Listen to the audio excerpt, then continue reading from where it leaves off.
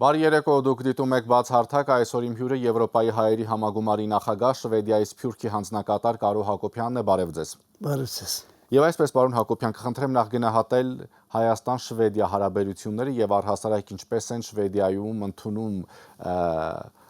Հայաստանի եւ Ադրբեջանի միջև ընթացող, այսպես ասած, խաղաղության գործընթացը։ Իհարկե Շվեդիան լինելով Եվրոմիության անդամներից մեկը, աշխուժ անդամներից մեկը,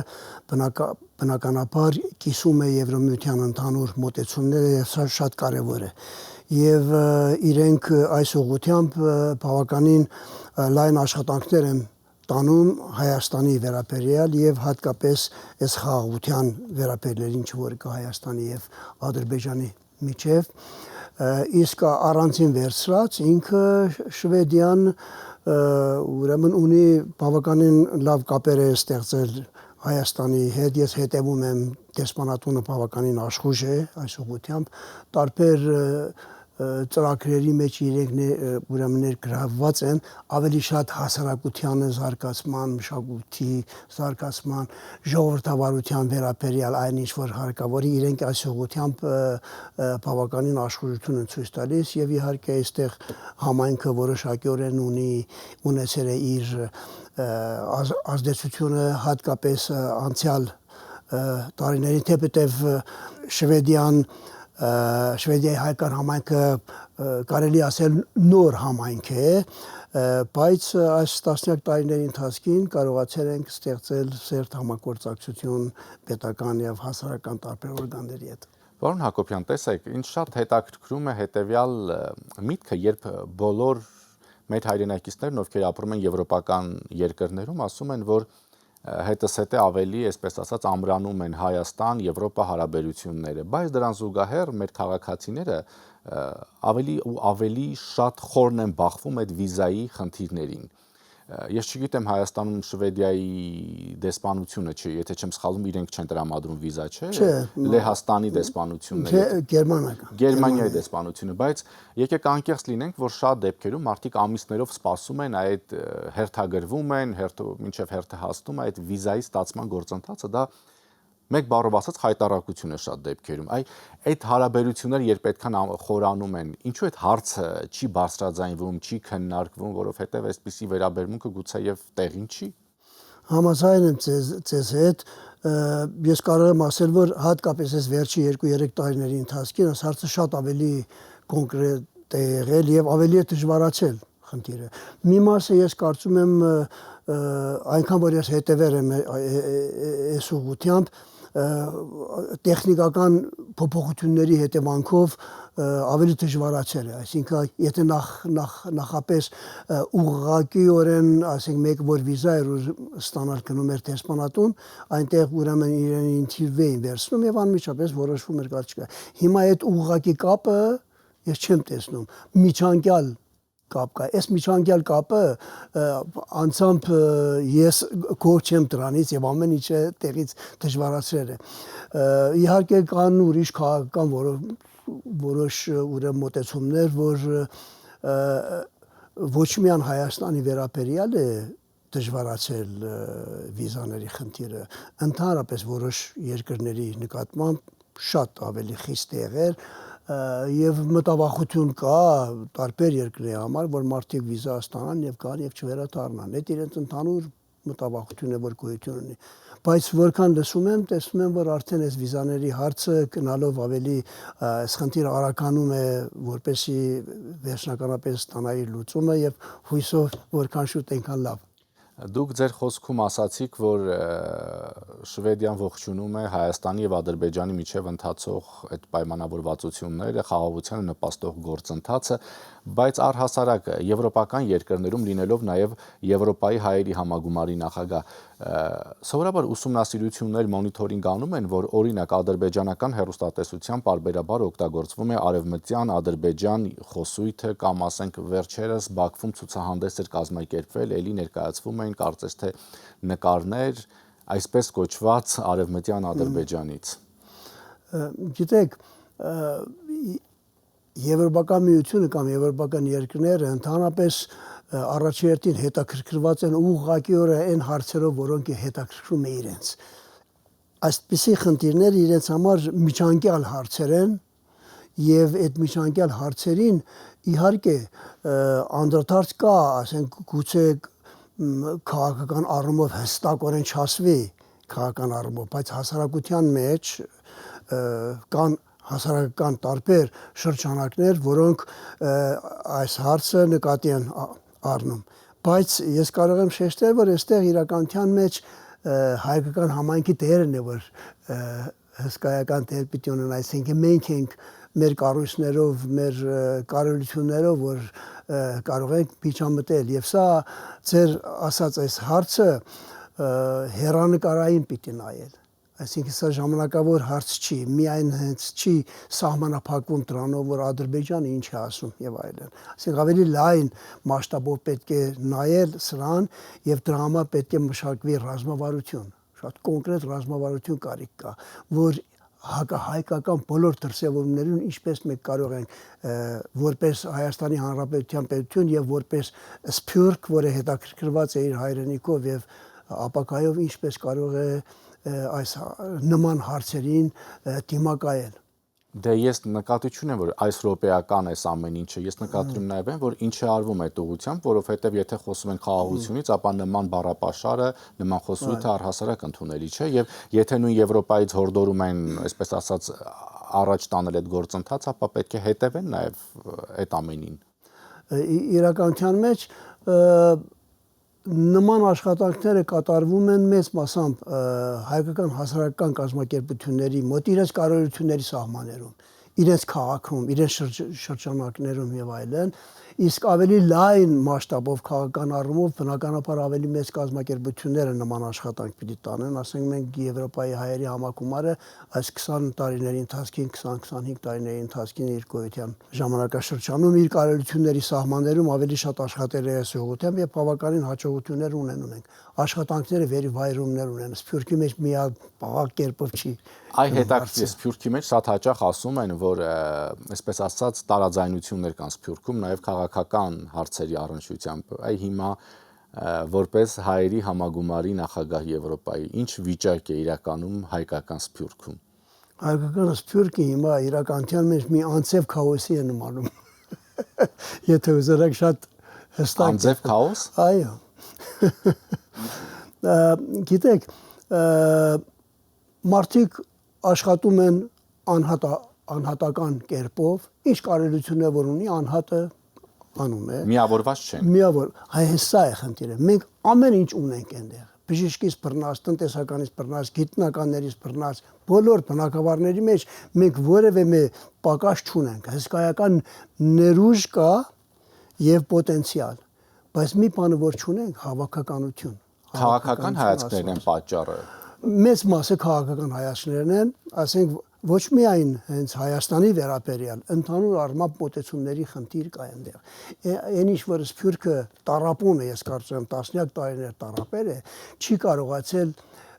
մեկ ձայնով, այսինքն արձագանքի հայկական հարցերին կամ հայկական նպատակներ առաջ տանելու համար։ Իհարկե, այստեղ բացառությունը ցեղասպանության հարցը է, ես կարող եմ ասել, ցեղասպանությունը այն միակ ուրեմն խնդիրն է եղել, որի մեջ տարակարծությունները մինիմումի են հասել։ Հիմա ինչպես պետք է դրան հասնել, կա տարբեր մոտեցումներ կան, բայց ընդհանուր առմամբ ռազմավարական առումով անկախ որ մարդը որևէ մի կառույցի անդամ է կամ կառույցի անդամ չի, նույն մոտեցումն է ցույց տալիս, ասենք ցեղասպանության ճանաչումը եւ դատապարտումը եւ այլն։ Բայց դրանից անկախ գրեթե բոլոր մնացած հարցերի շուրջ տարակարծություններ կան։ Տարակարծությունը պիտի լինի, բոլորը նույն կարծիքը չեն կարող ունենալ, յուրաքանչյուր անհատ ունի իր անհատ կարծիքը, բայց չդառնա մասնատման պատճառ։ Համայնք հավաքականությունը ուրիշ բան է, եւ որ մենք խոսում ենք, ասենք, փափուկ ուժի վերաբերյալ հարցը կա, չէ, լոբիստական աշխատանքը փափուկ ուժ է, այստեղ արդեն պետք է ունենաս մշակված լինի ռազմավարություն, դու այդ ռազմավարության համապատասխան պիտի ունենաս այդ կառույցները, մեզ մոտ պակասում են այդ կառույցները, այսինքն մեզ մոտ իհարկե սա համագործակցություն չկա, այսպես ասած, իրար հետ համագործակցություն։ Մանավանդ այս վերջի տարիների ընթացքին պատերազմն եք ուրեմն 44-րդ պատերազմը, Արցախյան դեպքերը, քաղաքական վերիվայրումները եւ այլն, այստեղ մարդիկ բաժանվում են տարբեր մարդիկ ունենում են տարբեր մոտեցումներ։ Այս մասին իսկապես կարելի է խորհել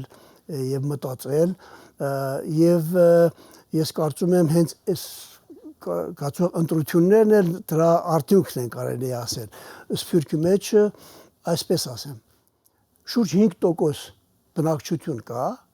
որոնք որևէ կերպով մասնակցում են հասարակական կառույցների մեջ, կուսակցությունների մեջ 95%-ը հեռու են։ 95%-ը հեռու են եւ այս 95%-ը այն պոտենցիալը, որ ասում ենք, ներուժ է 95%-ի մեջ է,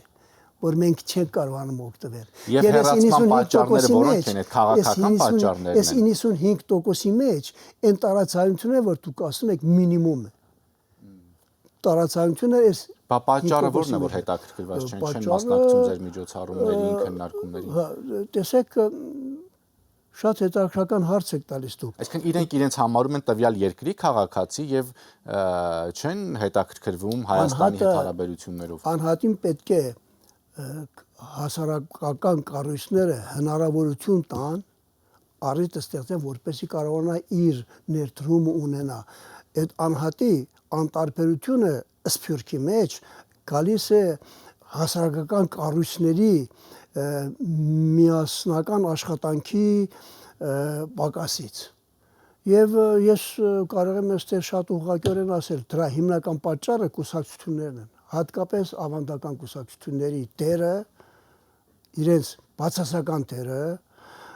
հսկայական է, այս անորանալի է, ես կարող եմ վիճել օրեր այդ արդիվ եւ հատկապես իրենք այդ մենաշնորհը, որ քաղաքականապես իրենք ունեցել են մինչև հիմա, աշխատում են հասարակությունը զերծ մնա դրանցից եւ իրենք տանեն այն, ինչ որ իրենք նպատակադրել են։ Իսկ այս պահին առհասարակ Սփյուռքում հետևում են Հայաստանում տեղի ունեցող գործընթացներին, Հայաստանում ընթացող նախընտրական քարոզարշավին, դուք Երևանում եք եւ ինչպես է գնահատում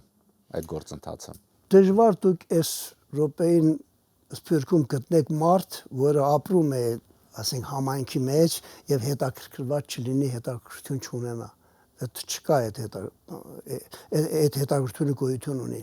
Բայց եւ այնպես այդ հետաքրքրության համար պետք է լինի նաեւ ճիշտ տեղեկատվություն, ոչ մանիպուլացված տեղեկություն։ Ցավոք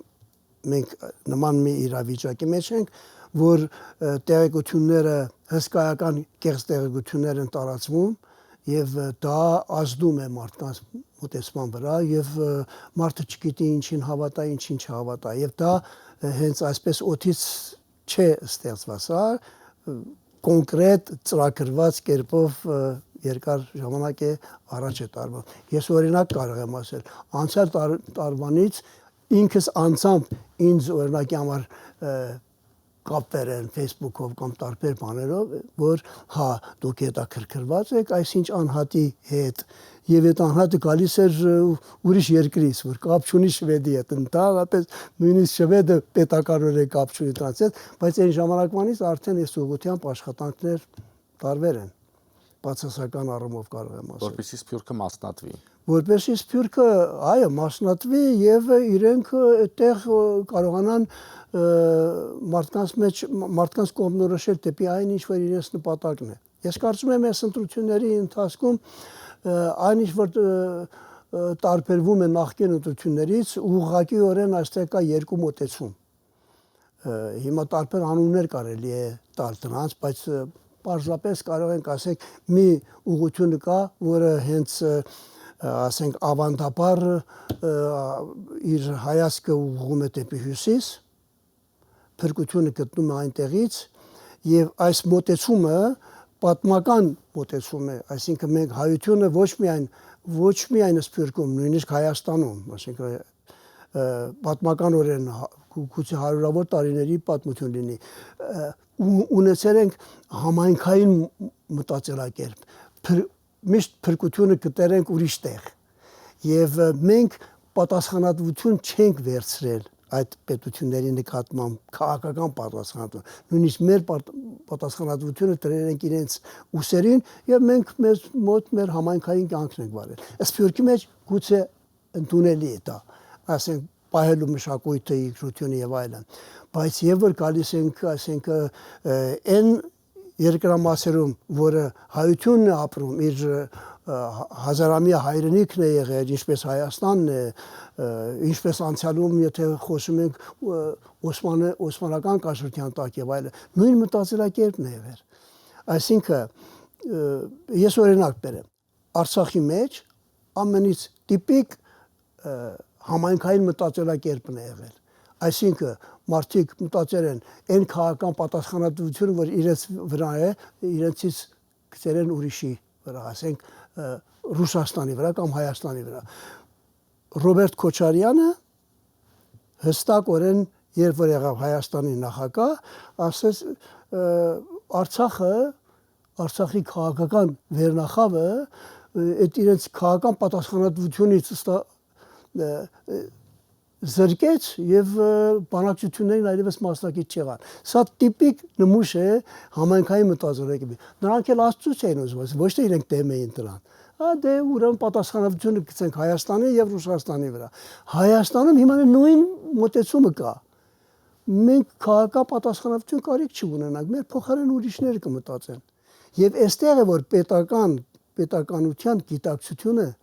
պակսերը չի եղել։ Պարոն Հակոբյան, դուք Երևանում եք եւ հետեւում եք Հայաստանում ընթացող նախընտրական քարոզարշավին։ Այ մի պահ համեմատենք դուք համեմատեք Հայաստանում ընթացող քարոզարշավը եւ համեմատեք օրինակ Շվեդիայում նախընտրական քարոզարշավը։ Այս ինչ համեմատություն կլինի։ Հետաքրքրական նյութ էր։ Առաջի տարբերությունը, որ գոյություն ունի, բառապաշարից սկսենք։ Շվեդի մեջ ուրեմն երբեք դուք չեք գտնի, որ մեկը մյուսին ուրեմն վարկապետի կամ անվանակոչի։ Եթե նման բան լինում է, անմիջապես ներողություն է խնդրում, անմիջապես անհատը եւ այլն։ Այդ բառապաշարի տեսակետ եւ դա ընդունելի չի։ Եվ նման բառապաշարը, որ տեսնում ենք, մենք արդեն այստեղ գործածվում է, հակամշակութային, հակաքաղաքական խնդիր է։ Իսկ քարոզարշավը, ասենք կուսակցությունների ղեկավարները, որպես ներկայացուցիչ իրենց կուսակցության, ամենից կարևոր դերակատարություն ունեն։ Երբ յուրաքանչյուր կուսակցություն, եւ որ բանավեճ է լինում, ես հիմա հետևում եմ այդ բանավեճներին, սեպտեմբերին էլ Շվեդիայում է ընտրություններ, այնպես որ հետևում եմ, եւ յուրաքանչյուր կուսակցություն հստակորեն ասում է, եթե եկան իրենք ընտրվեցին, որն է իրենց պարտականությունը, ինչ կանեն եւ ինչ չեն անելու։ Հստակորեն նույնիսկ բառը չի փոխվում։ Մեզ մոտ այդ հստակությունը չկա։ Մեզ մոտ հիմա այնտեղ 7-8 կուսակցություններ են, տարբեր բաներ, այստեղ 19 կուսակցություն եւ դաշինքներ, մարդիկ երևակայական աշխարհի մեջ են,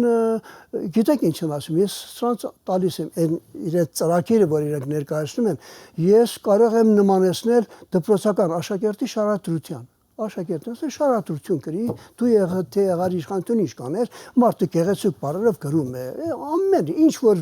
ուղեղից պես կա, բայց այն ինչ որ տարբերվում է